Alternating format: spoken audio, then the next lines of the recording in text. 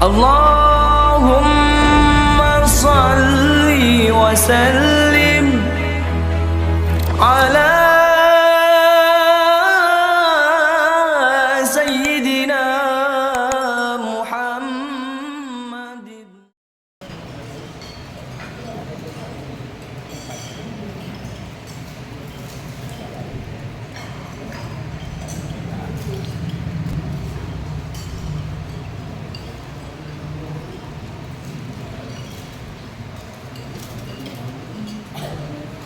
Betul Bang. Alhamdulillah. Alhamdulillah. Semoga Lancar kegiatan selalu. ini kegiatan terus menerus Pak. Paling tidak itu 1 bulan 2 kali Pak. Apa sih? Ketok terus. Apa sih?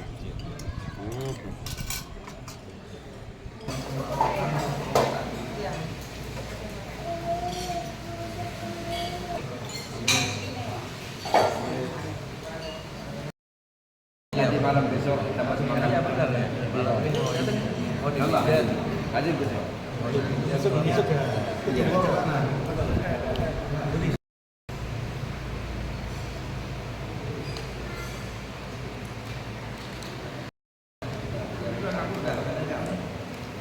Sudah.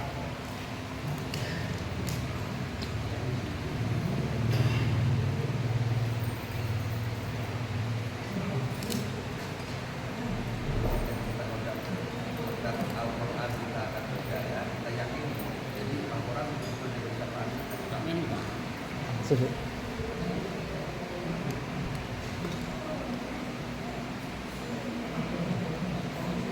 peralatannya lengkap, masya Allah.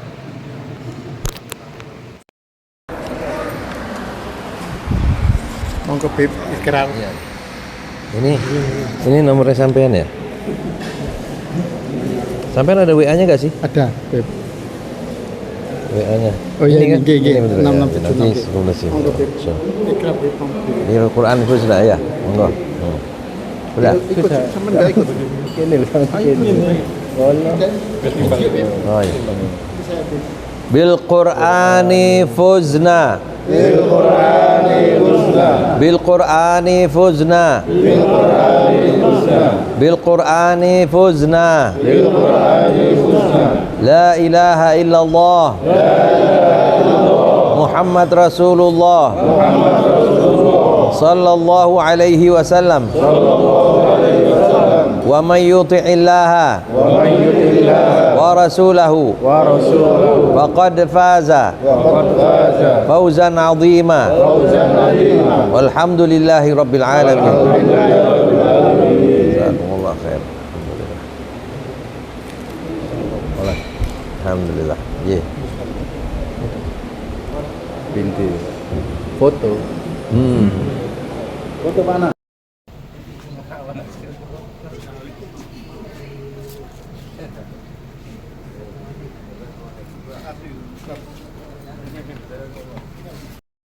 Pada malam hari ini kita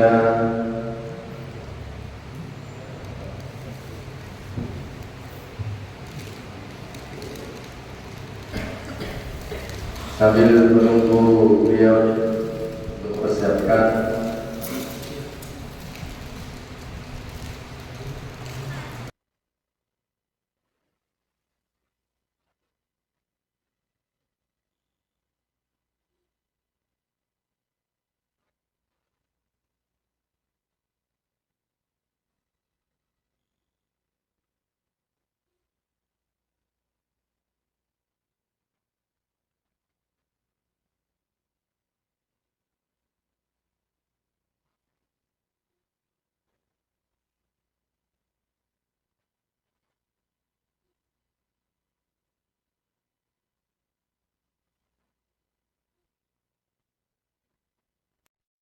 يا ربي صل عليه وسلم يا ربي صل على محمد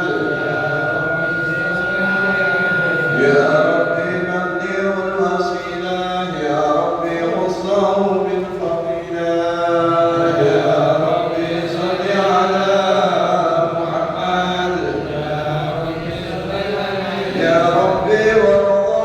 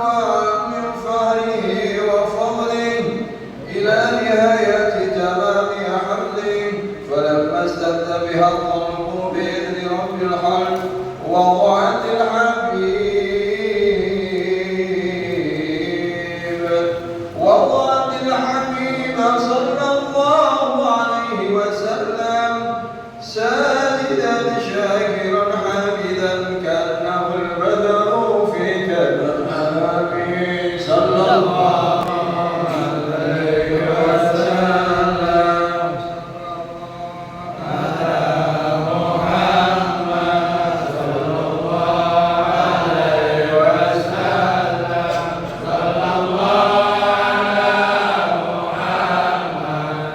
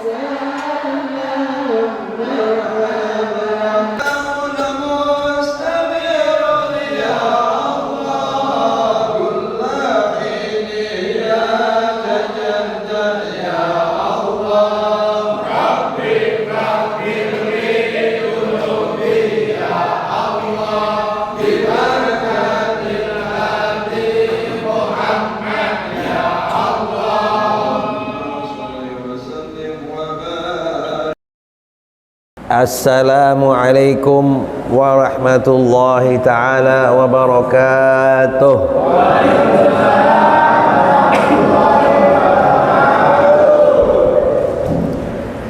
Nahmaduhu wa nashkurullaha ta'ala ala ni'amin minhu tatra, ni'amin kathiratin la tu'addu adadan wa la ti'dadan sarmadan ila yaumil qiyamah. Wa ashhadu an la ilaha illallah wa ashhadu anna sayyidana wa habibana al-mab'uthi rahmatan lil alamin, man bil mu'minina raufur rahim, sayyidi wa habibi wa qurratu a'yunina maulana Muhammad wa ala alihi wa azwajihi ummahatil mu'minin wa ala dhurriyyatihi wa ashabihi ajma'in wattabi'in wa tabi'it tabi'in lahum bi ihsanin ila yaumiddin. Subhanaka la ilma lana illa ma 'allamtana innaka antal alimul hakim. Subhanaka la fahma lana illa ma fahamtana innaka antal jawadul karim. Amma ba'd.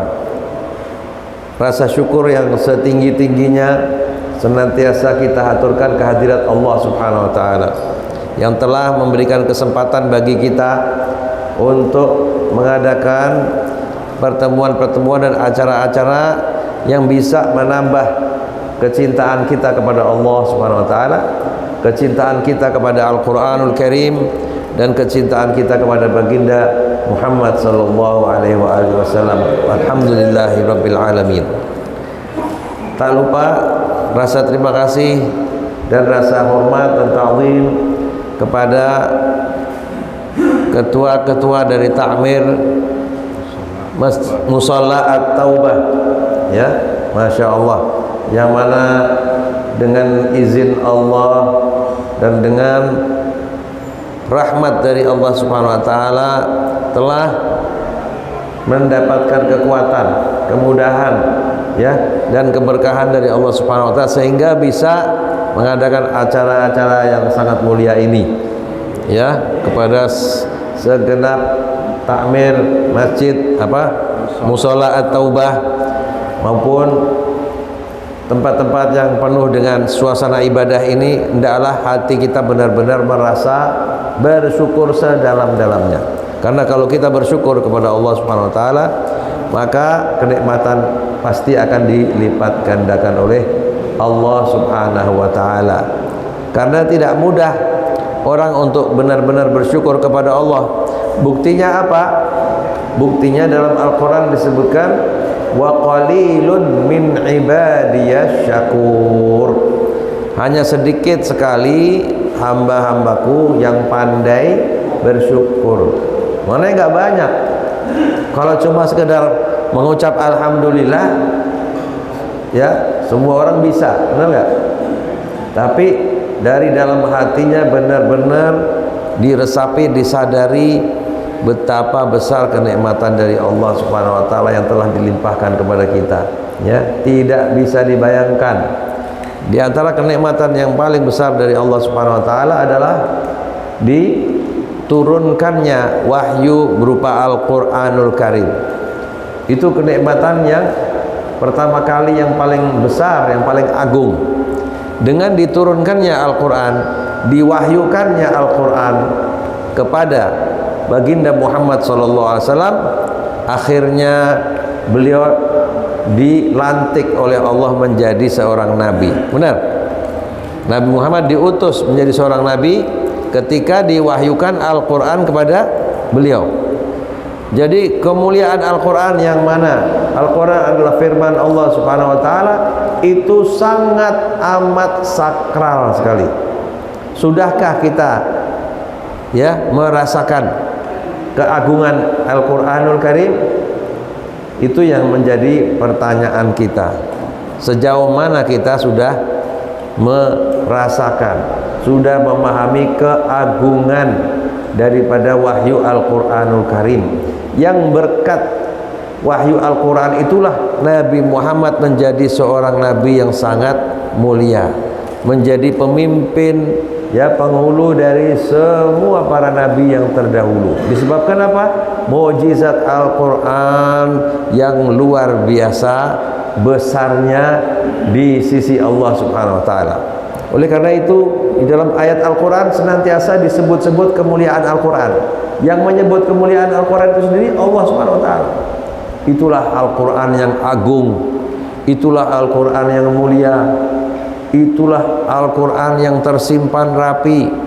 Tidak boleh ada yang menyentuh kecuali orang-orang yang telah disucikan, malaikat-malaikat yang telah disucikan oleh Allah Subhanahu wa taala. Saking tingginya kedudukan Al-Qur'anul Karim, dan Nabi Muhammad sallallahu alaihi wasallam orang menjadi manusia yang paling beruntung karena diwahyukan oleh Allah Subhanahu wa taala Al-Qur'an kepada beliau, kepada hati baginda Muhammad sallallahu alaihi wa ala alihi wasallam.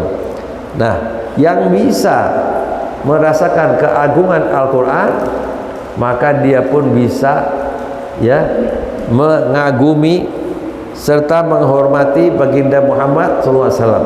Karena apa? Karena di dalam hati baginda Muhammad sallallahu alaihi wasallam dipenuhi oleh rahasia-rahasia Al-Qur'an, sehingga beliau menjadi mulia berkat Al-Qur'anul Karim. Dan semua yang berhubungan dengan Al-Qur'an pasti akan dimuliakan oleh Allah Subhanahu wa taala. Di antaranya malam Lailatul Qadar. Mengapa malam Lailatul Qadar menjadi malam yang sangat amat spesial dan mulia? Karena Allah menurunkan di malam itu entah berapa juta, entah berapa jumlah malaikat untuk menurunkan Al-Qur'anul Karim dari Baitul Izzah, dari Baitul Izzah menuju ke sama'id dunia, diturunkan ke langit dunia. Kemudian setelah Al-Qur'an posisinya berada di langit dunia, diturunkan sepenggal demi sepenggal oleh Allah Subhanahu wa taala kepada Nabi Muhammad. Tidak sekaligus 30 juz langsung diberikan kepada Nabi Muhammad, tidak SAW. Kita semua mengetahui sejarahnya. Kadang turun 1 ayat, kadang turun 2 ayat, ayat dengan bertahap. Supaya apa? Supaya bisa dipahami, bisa diresapi, dan bisa diamalkan. Karena ketika orang memahami Al-Quran dan membacanya dengan baik, kemudian berusaha mengamalkannya, maka orang tersebut berarti termasuk orang yang mendapatkan hidayah, tuntunan, dan cahaya dari Allah Subhanahu wa ta'ala. Ma'asyiral ikhwan, para hadirin dan hadirat yang dimuliakan oleh Allah Subhanahu wa ta'ala, ada dua pusaka yang ditinggalkan oleh baginda Muhammad SAW kepada kita, ya, dalam dua versi hadis yang dua-duanya sahih. Yang pertama, dalam hadis itu Rasulullah SAW bersabda, ku tinggalkan kepada kalian dua pusaka yang hendaklah kalian benar-benar menjaganya dengan baik, ya. Yang pertama adalah Al-Quranul Karim. Nah, jadi kita benar-benar harus meletakkan Al-Quran di muka, di hadapan kita. Sebelum yang lain-lain, kita akan kontrol, kita akan periksa diri kita sejauh mana hubungan kita dengan Al-Quran, ya, sejauh mana kita banyak membaca Al-Quran, memahami Al-Quran, mengamalkan Al-Quran, mengajak manusia untuk cinta Al-Quran. Itu yang nomor satu. Nanti dijadikan sebagai bahan rujukan kita nanti. Para hadirin dan hadirat ini coba diukur diri sendirinya dalam satu hari berapa waktu yang kita berikan untuk Al-Quran. Kalau kita mau bahagia, kita harus benar-benar menambah porsi hubungan kita dengan Al-Quran, lebih serius lagi, lebih intens lagi. Karena Al-Quran berisi cahaya yang bisa menuntun hamba Allah dan mengawal kita dalam perjalanan menuju ridhonya Allah, dalam perjalanan menuju surganya Allah Subhanahu. Bahkan Nabi Muhammad SAW sendiri itu terbuka jalan menuju Allah, terbuka jalan menuju Allah disebabkan apa? Al-Quran yang diwahyukan kepada beliau. Sebelum diwahyukan Al-Quran itu Nabi Muhammad itu dalam keadaan bingung.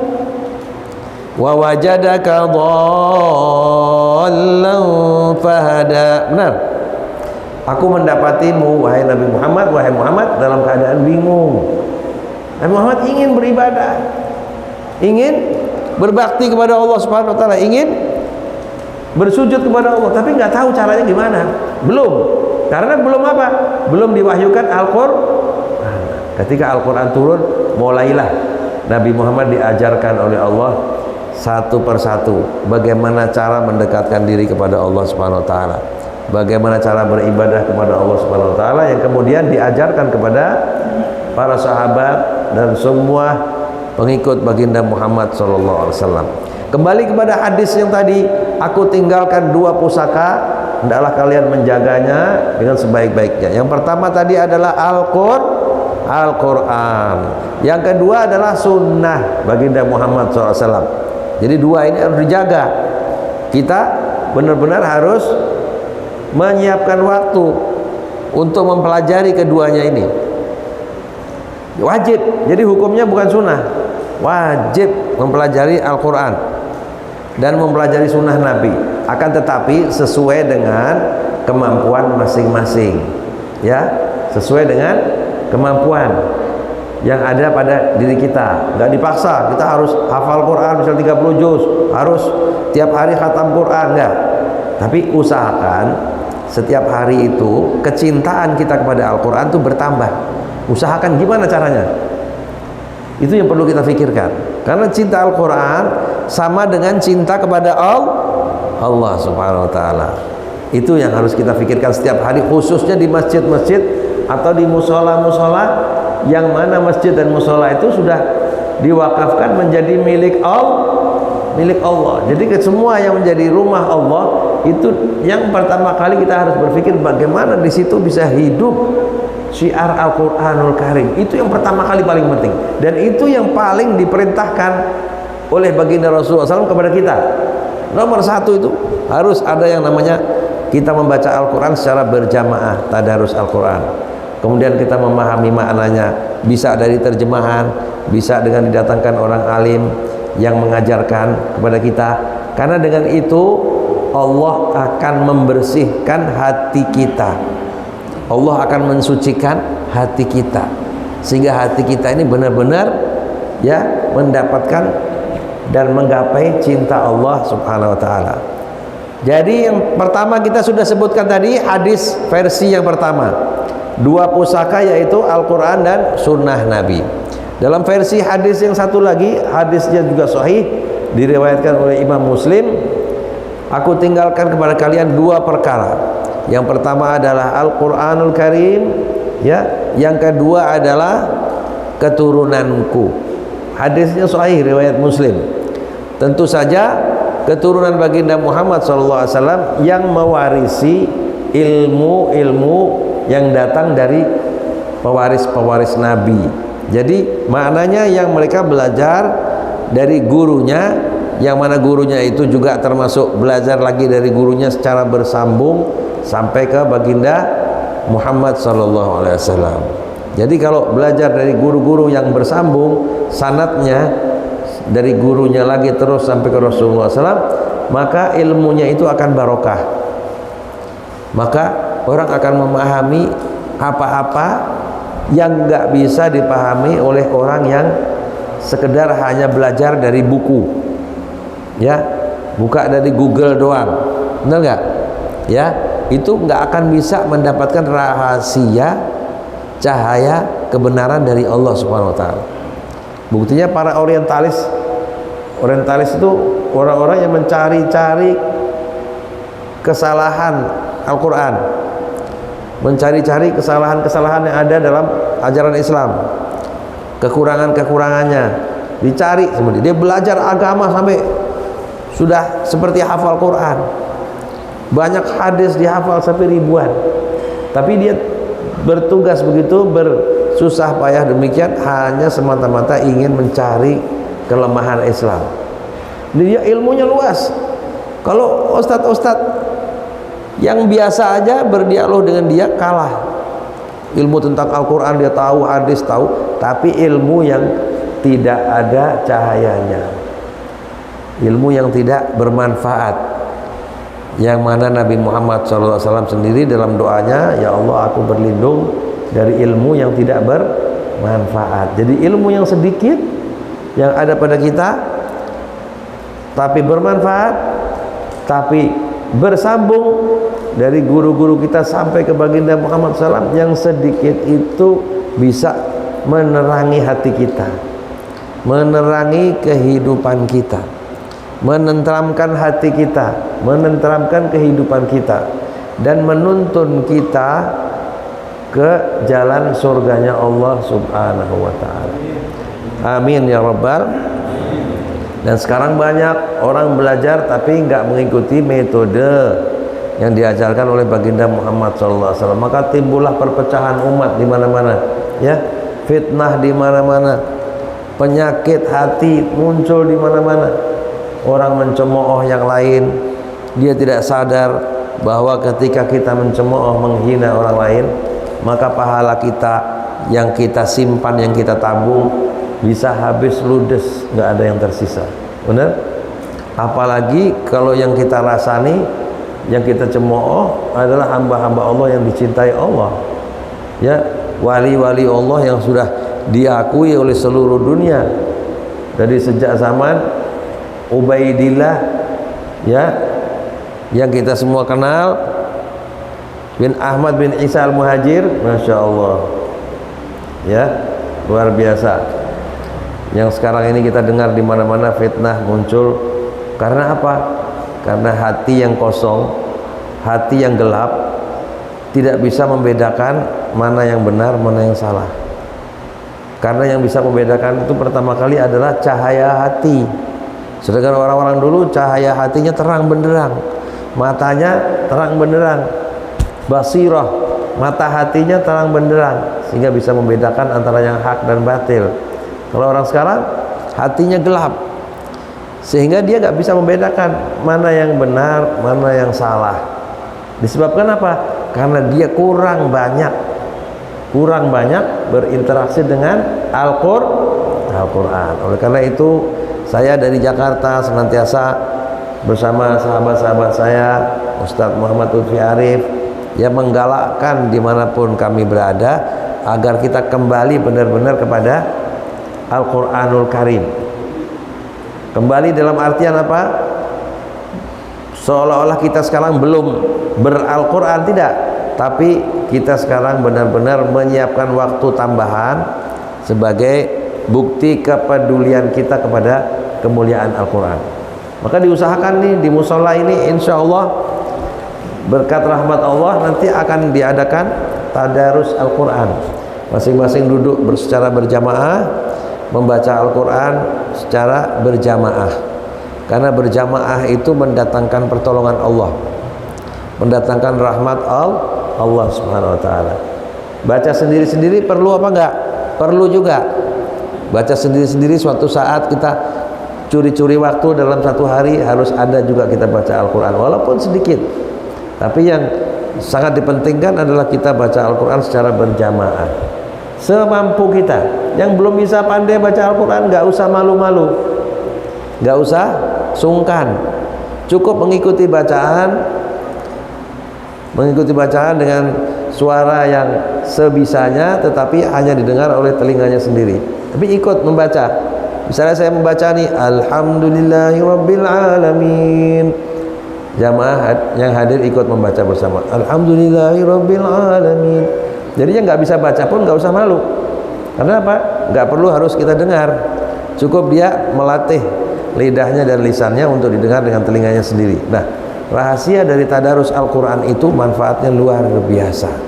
Itu bisa menerangi hati kita, yang sementara ini hati kita ini belum takut kepada Allah, ya kan? Belum takut kepada Allah SWT. Nanti akan dibimbing oleh cahaya Al-Quran itu menjadi kita orang yang takut kepada Allah. Karena hamba-hamba Allah yang benar-benar dikatakan ulama adalah apa? Orang-orang yang mereka itu memiliki rasa takut kepada Allah Subhanahu wa ta'ala. Benar. Orang sekarang takutnya bukan kepada Allah, takutnya takut miskin, benar nggak? Takutnya karena takut istri, takut dimarahin istri, benar? Takut dimarahin suami, melihat binatang takut, gemetaran, ya kan? Melihat petir takut luar biasa, ya kan? Tapi takut sama Allah kita pernah apa enggak? Pernah enggak kita dalam berzikir kepada Allah kita menangis karena takut akan nerakanya Allah Subhanahu wa ta'ala? Neraka Allah yang paling ringan, kita semua pernah tahu mungkin apa itu? Azab neraka yang paling ringan, diletakkan dua bara api di bawah mata kaki kita yang sangat panas, terus panas itu naik sampai ke otak, sampai ke ubun-ubun, semuanya sampai mendidih. Itu azab neraka yang paling ringan. Masya Allah. Pernahkah kita menangis? Nah, Nabi Muhammad SAW sendiri sering menangis. Para sahabat Nabi sering menangis ketika membaca ayat-ayat yang berisi peringatan-peringatan dan azab-azab yang akan disediakan oleh Allah bagi orang-orang yang tidak taat, bagi orang-orang yang berani menentang Allah dan Rasulnya Shallallahu Alaihi Wasallam. Khususnya orang-orang yang tidak percaya Allah, orang-orang kafir, itu mereka akan kekal di api neraka. Dan kalau orang Islam, walaupun dia pernah berbuat dosa apapun, insya Allah ujung-ujungnya akan masuk ke dalam surganya Allah. Tapi siapa yang betah di neraka satu hari aja nggak betah, apalagi kalau sampai beratus beribu tahun di sana, benar nggak? Mendingan hidup di dunia ini sementara kita bercapek-capek daripada kita ngerasain sentuhan api neraka, benar nggak? Panasnya seperti itu sampai mendidih otak seseorang. Jadi maknanya apa? Itulah yang membuat Rasulullah terkadang dalam doa itu bisa nangis, ketika baca Al-Quran bisa menangis. Begitu juga Abu Bakar Siddiq radhiyallahu anhu, terkenal kalau sedang sholat pasti beliau apa? Abu Bakar Siddiq menangis. Umar bin Khattab radhiyallahu anhu ketika sholat, ketika membaca Al-Quran, terdengar suara tangisannya sampai di shaf yang paling belakang. Suara apa? Tangisan, terisak-isak ketika membaca ayat-ayat Al-Quran Karim. Karena apa? Karena hatinya sudah bersih, sudah suci, sehingga tersentuh mudah tersentuh, mudah untuk tergugah. Tapi hatinya orang yang masih banyak kelalaian, ya, bahkan masih banyak berbuat yang tidak diridhoi Allah Subhanahu wa taala, maka hatinya akan menjadi kotor, berkarat, sehingga susah untuk mendapatkan sentuhan-sentuhan dari Al-Qur'anul Karim. Caranya gimana kalau begitu? Caranya jangan kita putus asa, terus kita yakin bahwa Allah akan mengampuni kita, dan kita mulai sejak saat ini niat untuk bertaubat kepada Allah Subhanahu wa taala.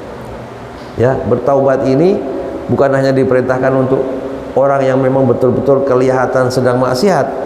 Bertaubat ini ditujukan oleh Allah kepada seluruh umat Islam. Bahkan Nabi Muhammad SAW sendiri disuruh bertaubat oleh Allah. Bisa dibayangin nggak? Dalam Al-Quran disebutkan, wa tubu ilallahi jami'an ayyuhal mu'minun la'allakum tuflihun. Wahai orang-orang yang beriman. Ini bicaranya pada Nabi juga. Bertaubatlah selalu kepada Allah agar kalian memperoleh kemenangan.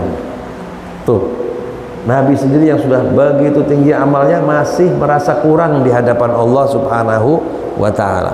Padahal kita kalau mau berusaha beribadah semaksimal yang kita bisa, nggak sampai seujung kuku dari ibadahnya baginda Muhammad SAW, tapi tetap juga dihinggapi rasa takut. Jangan-jangan ada amalan yang tidak disukai oleh Allah, jangan-jangan aku punya kesalahan, jangan-jangan aku ini kurang sempurna memuliakan Allah Subhanahu wa taala. Karena Allah Subhanahu wa taala itu walaupun sejauh mana kita berusaha memaksimalkan, memuliakan, mentakzim, tetap itu masih kurang. Karena Allah itu sangat amat dahsyat, di luar apa yang kita bayangkan, kemuliaan Allah, kehebatan Allah Subhanahu wa taala. Benar nggak? Cuma kita mungkin belum merasa karena hati kita belum benar-benar bersih dan suci. Belum pernah menangis, itu enggak? Kita menangis enggak kalau kita berdoa supaya dihindarkan dari api neraka? Rabbana fitunya waqina adzabannar. Nangis enggak kita? Enggak kan? Belum kan? Berarti belum kecemasan yang dulu membuat Rasulullah bisa menangis, Umar bin Khattab bisa menangis, itu belum menyentuh hati kita. Makanya hati kita harus terus dibersihkan lagi. Ya, karat-karat yang ada di hati ini dibersihkan lagi. Diperbanyak lagi pengorbanan. Amalan-amalan soleh kita tambah lagi, khususnya secara jamaah. Nah, kalau kita berjamaah nih, walaupun kita lemah, kurang khusyuk sholat kita, tapi karena kita sudah mengutamakan berjamaah, akhirnya diterima juga oleh Allah Subhanahu wa taala. Walaupun kurang khusyuk, subhanallah. Dilihat semua Allah, imamnya dicek enggak khusyuk, kurang. Makmumnya satu persatu dicek enggak khusyuk. Tapi tetap kata Allah, karena mereka sudah datang ke rumahku, ke masjidku, ke musolaku semata-mata untuk menjalankan salat berjamaah, maka aku terima salat mereka. Diterima oleh Allah SWT. Jadi jangan lepas sama sekali kita dalam kehidupan berjamaah dalam setiap amalan-amalan yang kita kerjakan. Kalau kita sudah mulai tidak aktif dengan berjamaah, maka saat itu kita akan mudah dipengaruhi, mudah dicaplok oleh setan. Ya kan? Kata Nabi Muhammad SAW, biasanya serigala itu dia akan mencaplok, menangkap kambing-kambing yang terpisah dari kawanannya. Jadi lemah dia. Jadi pertahankanlah kebiasaan hidup berjamaah ini dalam berzikir, dalam sholat, dalam bertadarus Al-Quran. Insya Allah kepada pimpinan takmir Mushola Taubah ini nanti suatu saat masjid ini setiap subuh akan dipenuhi orang-orang yang bertadarus Al-Quran berjamaah, insya Allah. Waktu subuh khusus itu waktu yang sangat mulia. Bahkan Nabi Muhammad SAW sendiri, ya, di waktu subuh itu setelah sholat selesai, wahai Nabi Muhammad, jangan pulang dulu. Ini perintah Allah buat Nabi, jangan pulang, duduk dulu di masjid, usahakan berzikir, membaca Al-Quran dan sebagainya sampai matahari terbit. Paham nggak? Dan alhamdulillah sekarang di Jakarta juga di banyak masjid sudah banyak dihidupkan syiar Al-Quran itu, sehingga orang berjamaah yang subuh, setelah itu dia melanjutkan sampai matahari terbit. Setelah matahari terbit kita sholat 2 rakaat, minimal 2 rakaat. Kemudian kita dapat bonus tiket haji dan umroh gratis. Apa nggak hebat tuh? Kita sabar sampai matahari terbit, kemudian kita tunggu sebentar, kita 10 sampai 15 menit setelah matahari terbit, kemudian kita sholat 2 rakaat, dikasih hadiah persis haji dan umroh sempurna sampai 3 kali Nabi Muhammad ngulangin sempurna. Jadi bukan iming-iming, bukan sekedar iming-iming dapat pahala haji umrah, tapi diulangi 3 kali sempurna. Jadi orang-orang yang belum bisa umrah pun dia nggak perlu terlalu berkecil hati, belum bisa haji nggak perlu berkecil hati. Karena apa? Setiap hari kita bisa memperoleh pahala haji dan umrah dalam keadaan kita di masjid. Ketika subuh itu memanfaatkan waktu untuk apa? Untuk bermuzakarah, untuk membaca Al-Quran, untuk berzikir kepada Allah sampai matahari terbit. Dan itu nggak susah kalau kita kerjakan secara berjamaah. Di sini sudah pernah ada hidup ini tadarus Al-Quran sebelum ini apa? Pernah? Apa mungkin di bulan Ramadan ya? Ramadan biasanya Ramadan habis tarawih atau subuh?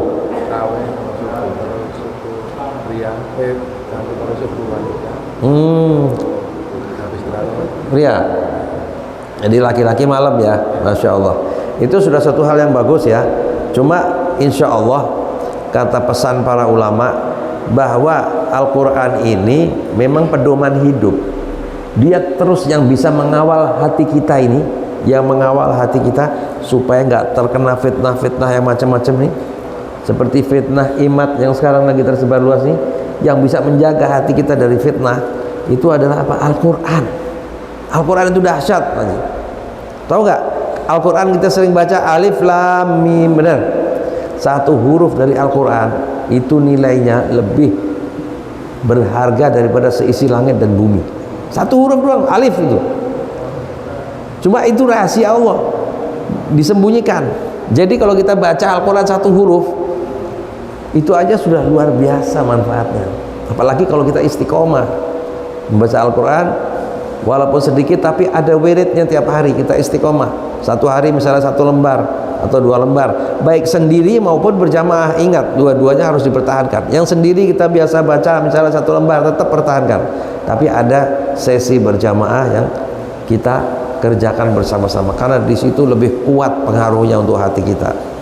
Seperti orang sholat tarawih dikerjakan sendiri boleh nggak? Sunnah, boleh juga, sah, tapi nggak mendapatkan kekuatan seperti kalau kita sholat berjamaah. Kekuatannya berlipat ganda, keberkahannya berlipat ganda. Jadi Al-Quran juga begitu. Subhanallah, sekarang banyak orang nggak sempat untuk Al-Quran ini. Mereka lupa bahwa Al-Quran ini firman Allah, dahsyat, maha dahsyat isinya. Satu hurufnya aja itu bisa merontokkan gunung. Yang bilang siapa? Allah. Kalau aku turunkan Al-Quran di atas gunung yang sekuat apapun, maka kalian akan melihat gunung itu menjadi khusyuk, takut kepada Allah, dan akan terpecah belah. Ini kan nggak main-main. Jadi Al-Quran itu dahsyat betul.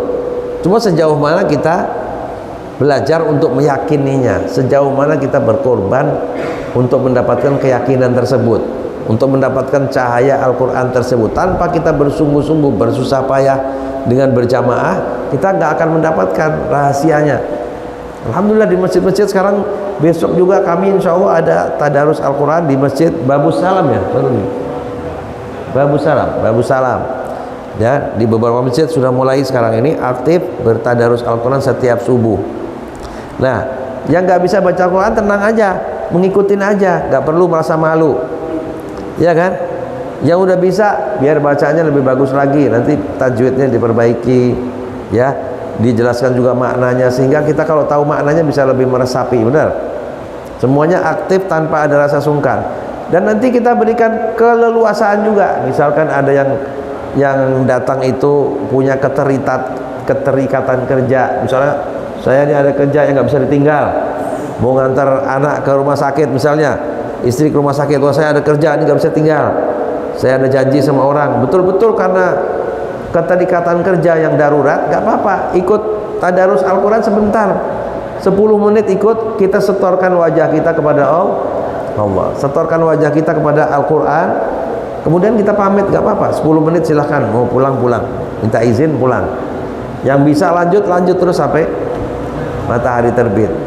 Jadi dilihat oleh Allah ada kepedulian, ya, ada upaya, ada usaha. Sebagaimana kita tiap hari bersusah payah untuk mendapatkan mata pencaharian, kita harus juga memikirkan bahwa Al-Quran ini sumber rezeki kita. Amalan-amalan ibadah ini adalah sumber rezeki. Yang memberi rezeki sebetulnya bukan capeknya kita, benar? Yang memberikan rezeki siapa? Allah. Dalam Al-Quran Allah mengatakan, jagalah sholat, jagalah ibadah, jagalah amal soleh, maka aku akan memberikan rezeki kepadamu, kata Allah. Aku nggak butuh rezeki dari kamu. Kita sholat dan sebagainya itu karena kita yang butuh. Jangan dikira kita menjalankan sholat karena Allah butuh sama kita. Di situ dijelaskan Allah Subhanahu Wa Taala, wa'mur ahlaka bis sholati wastabir 'alaiha la nas'aluka rizqa nahnu narzuquk wal 'aqibatu lit taqwa. Wahai hamba Allah, dirikanlah sholat dan bersabarlah untuk bisa istiqomah terus dalam sholat, karena sebentar lagi kita meninggal, nggak ada yang kita bawa, nggak ada yang manfaat melainkan amalan-amalan yang disebutkan tadi, yaitu istiqomahnya kita dalam sholat, dalam membaca Al-Quran. Sebentar lagi kita mati, ditanam di dalam tanah, nggak ada orang yang tahu kita, keadaan kita di dalam nggak ada yang tahu, benar nggak? Tapi kita persiapkan dari sekarang apa-apa yang bisa memberikan syafaat kepada kita di kuburan nanti. Yang pertama syafaatnya, sebagaimana disabdakan oleh Rasulullah SAW, adalah Quran. Pedulilah, pelajari, tingkatkan ya pemahamanmu tentang Al-Quran, tingkatkan kualitas bacaanmu tentang Al-Quran, berikan waktu yang bisa kita siapkan untuk benar-benar memperbaiki interaksi dengan Al-Quran Al-Karim. Itu akan menjadi syafaat kita di kuburan dan di akhirat kelak. Bahkan orang yang berusaha untuk mendekatkan diri dengan Al-Quran Al-Karim, dia insya Allah akan dipilih Allah menjadi keluarganya, dinamakan keluarga Allah Subhanahu Wa Taala, dan orang-orang spesialnya Allah Subhanahu Wa Taala. Nggak susah.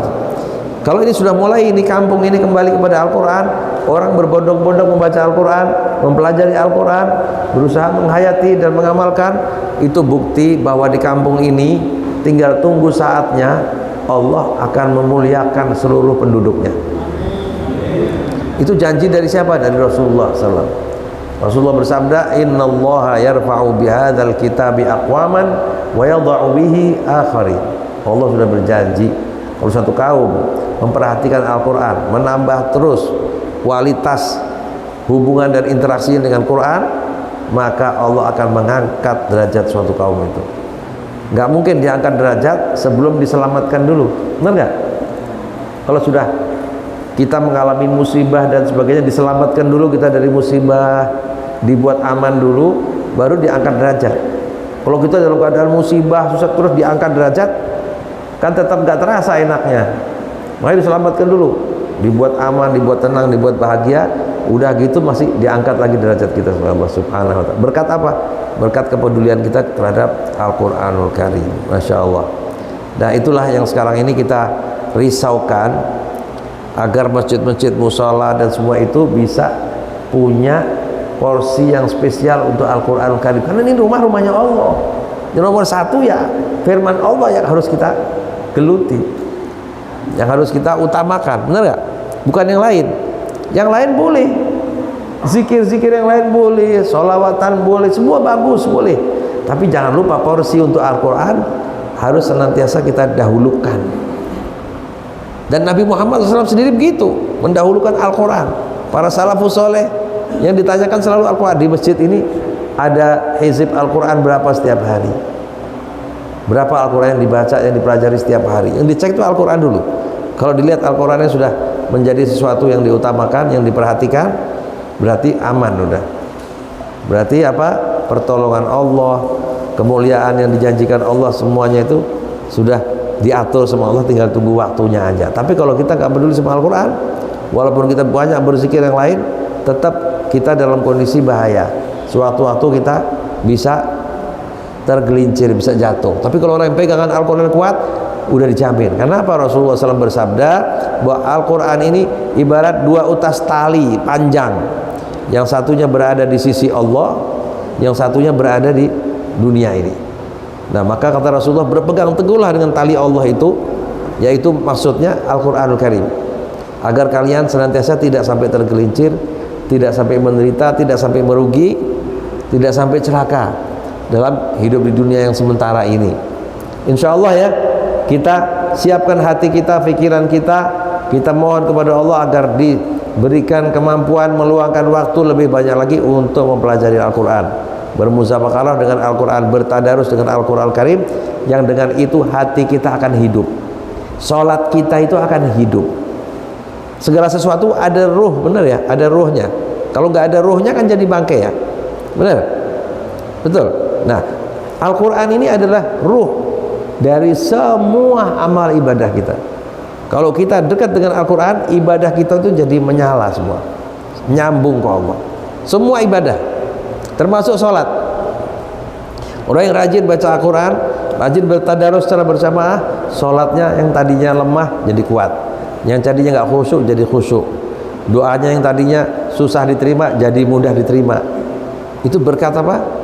Berkat Al-Quran. Karena disebutkan dalam Al-Quran juga bahwa Al-Quran itu adalah ruh. Siapa yang mengatakan?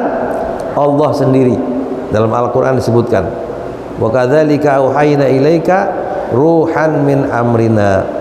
Wahai Muhammad SAW, kata Allah nih, begitulah aku telah mewahyukan kepadamu ruh. Yang dimaksud oleh Allah ruh di situ apa? Al-Quran. Makanya Al-Quran ini pengaruhnya dahsyat luar biasa untuk kekuatan iman kita, untuk kekuatan amalan-amalan soleh kita. Perkuat dengan Al-Quran, semuanya dijamin akan selesai. Penyakit-penyakit pun insya Allah akan diberikan jalan keluar kesembuhannya oleh Allah Subhanahu wa ta'ala. Karena Al-Quran dijamin oleh Allah sebagai penyembuh. Oleh Allah dijamin sebagai penyembuh, bukan obat.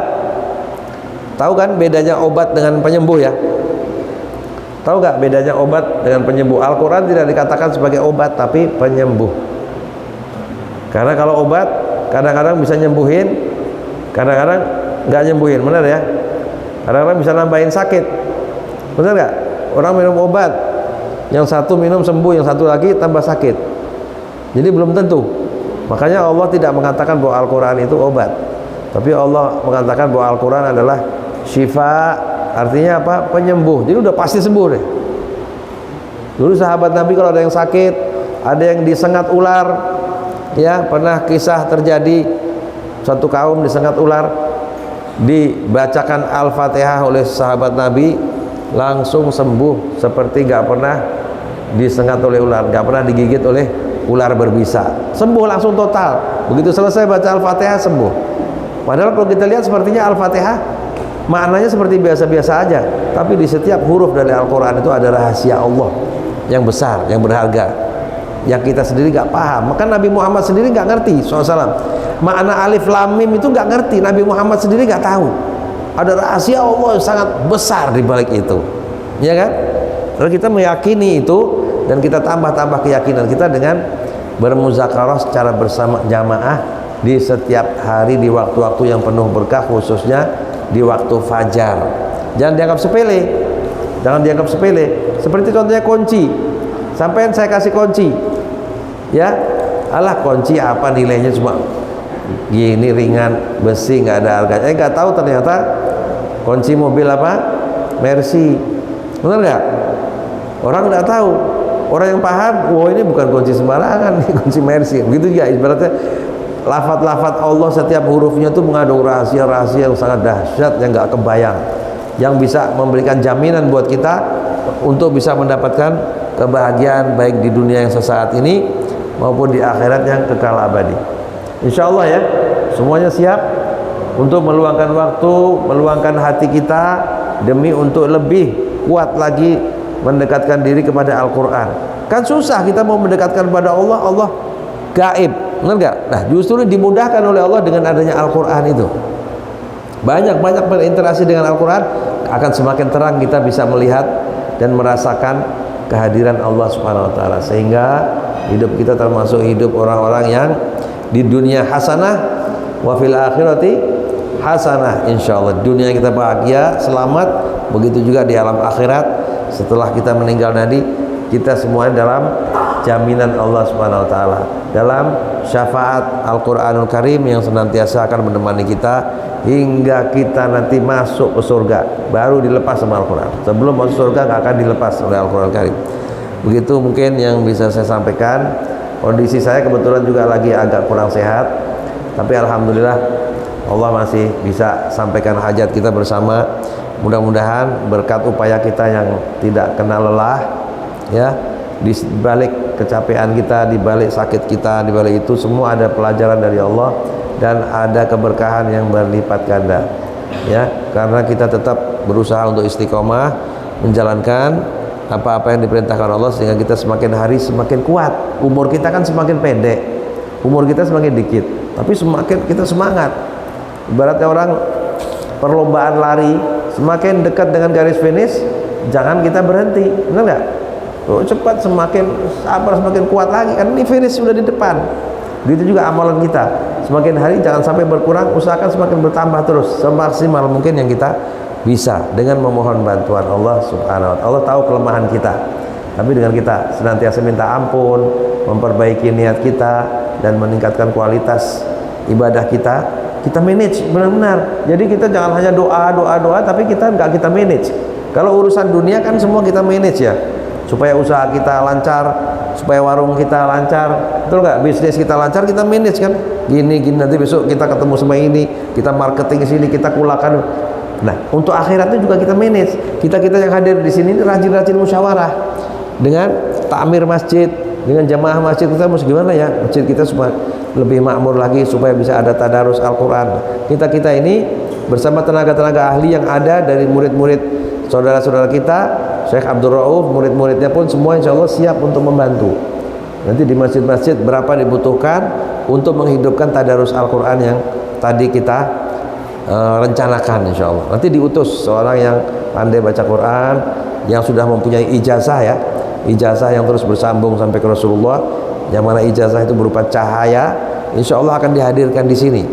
Jadi dimusyawarahkan, dipersiapkan, dipentingkan masalah ini, kemudian Allah akan memudahkan untuk kita bisa menjalankan tadarus Al-Quran, dan mudah-mudahan kita beristiqomah terus sehingga menjadi amal jariah kita bersama, pahalanya terus mengalir buat kedua orang tua kita yang sudah dikubur, ya, kepada semua orang-orang yang kita doakan di majelis-majelis tadarus, insya Allah akan mendapatkan keberkahan dan kabul dari Allah Subhanahu wa taala, insya Allah. Amin amin ya rabbal alamin. Wal afu minkum. Wassalamualaikum warahmatullahi taala wabarakatuh. Maaf. Antum Ustaz, bismillahirrahmanirrahim. Allahumma ya rabbana lakal hamdu kama yanbaghi li jalali wajhikal karim wa li 'azimi sultanik. Walakal hamdu hatta tarda, walakal hamdu idza radit, walakal hamdu ba'da ridha. Allahumma salli wa sallim wa barik wa karim ala sayyidina Muhammadin fil awwalin, wa salli wa sallim wa barik ala sayyidina Muhammadin fil akhirin, wa salli wa sallim wa barik ala sayyidina Muhammadin fi kulli waqtin wa hin, wa salli wa sallim wa barik ala sayyidina Muhammadin fil nabiyyin, wa salli wa sallim wa barik ala sayyidina Muhammadin fil mala'il a'la ila yaumiddin. Rabbana zalamna anfusana wa illam taghfir lana wa tarhamna lanakunanna minal khasirin. Ya Hayyu ya Qayyum bi rahmatika nastaghithu wa min 'adzabika nastajiru. Aslih lana sya'nana kullahu wa la takilna ila anfusina tarfata 'ain. Allahumma inna nas'aluka bi asma'ikal husna kulliha ma na'lamu minha wa ma lam na'lam mimma sa'alaka minhu 'abduka wa nabiyyuka sayyiduna Muhammad sallallahu alaihi wa sallam wa ibaduka salihun. ونعوذ بك يا الله بأسمائك الحسنى مما استعاذك منه عبدك ونبيك سيدنا محمد صلى الله عليه وآله وسلم وعبادك الصالحون. ربنا آتنا من لدنك رحمة وهيئ لنا من أمرنا رشدا. ربنا هب لنا من أزواجنا وذرياتنا قرة أعين واجعلنا للمتقين إماما.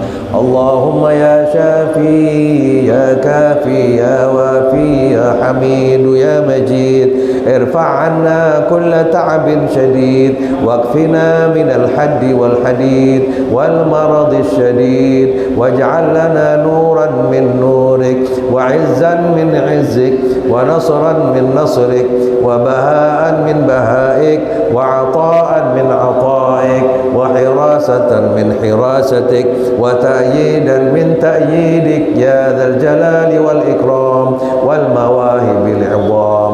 نسألك أن تكفينا من شر كل ذي شر إنك أنت الله الخالق الأكبر. ربنا اغفر لنا ولوالدينا وارحمهما كما ربيانا صغارا. ربنا آتنا في الدنيا حسنة وفي الآخرة حسنة وقنا عذاب النار. Ya Allah, berilah kekuatan kepada kami ya Allah untuk senantiasa menjaga amalan-amalan kami, meningkatkan rasa cinta kami kepadamu ya Allah, rasa cinta kami kepada kitab sucimu Al-Quranul Karim, rasa cinta kami kepada keluarga baginda Muhammad SAW, dan khusus Sayyidil Anbiya Al-Mursalin Sayyidina Muhammad SAW, dan para sahabat-sahabatnya, para tabi'in wa tabi'in, para ulama, para habaib, para kiai-kiai, yang ulama di Indonesia yang mereka telah berjuang dalam meninggikan kalimatku ya Allah. Ya Allah, terimalah doa-doa kami yang ada di dalam hati kami ya Allah, yang Engkau maha mengetahui apa yang kami minta ya Allah. Engkau maha mendengar ya Allah. Engkau maha mendengar ya Allah apa yang ada di hati kami. Masing-masing yang hadir kita mohon kepada Allah dan dalam hati minta kepada Allah, dan Allah mendengarkan semua permintaan kita. Semua permintaan kita Allah lebih tahu lagi apa yang ada di hati kita. Ketika saya sebut kalimat ya Allah, semuanya minta, semua curhat kepada Allah. Mudah-mudahan Allah dengarkan semuanya ya. Ya Allah, ya Allah, ya Allah, ya Allah, ya Allah, ya Allah, ya Allah, ya Allah, ya Allah. Ada yang anaknya sakit, istrinya sakit, pengen apa semuanya minta sama Allah, dan dalam hati kita sampai ke Allah semua. Ya Allah, ya Allah, ya Allah, ya Allah, ya Allah, ya Allah, ya Allah, ya Allah, ya Arhamar Rahimin. Akrimna kama akramta ibadaka salihin wa anbiya'ika wal mursalin, wa bil khususi sayyidil anbiya'i wal mursalin sayyidina Muhammad wa ala alihi wa sahbihi wa sallim bisirril Fatihah. A'udzu billahi minasy syaithanir rajim. Bismillahir rahmanir rahim. Alhamdulillahi rabbil alamin. Arrahmanir rahim. Maliki yaumiddin. Iyyaka na'budu wa iyyaka nasta'in. Ihdinas siratal mustaqim. Siratal ladzina an'amta 'alaihim ghairil maghdubi 'alaihim waladdallin. Amin. Allahumma taqabbal minna innaka antas samiul alim wa tub 'alaina innaka antat tawwabur rahim waghfir lana fa innaka khairul ghafirin. Da'wahum fiha subhanaka Allahumma wa tahiyyatuhum fiha salam wa akhiru da'wahum alhamdulillahi rabbil alamin. Mau salam-salaman. Pengajian pada malam hari ini telah usai. Mudah-mudahan ilmu yang kita serap, ilmu yang kita dapatkan dari Al-Mukarram Al-Habib dapat kita implementasikan, dapat kita praktekkan di tengah-tengah masyarakat di keseharian kita. Dan selanjutnya yaitu Ramadhan. Dari kami sebagai takmir masalah taubat mewakili, kami mohon maaf apabila dalam penyambutan dalam segala hal ada kekurangan. Kami sebagai takmir masalah taubat mohon maaf yang sebesar-besarnya. Terima kasih atas kenawalan yang saya Masjid Masalah Taubat. Dan kami intinas suratul mustaqim warahmatullahi wabarakatuh. Wassalamualaikum warahmatullahi wabarakatuh. Waalaikumsalam.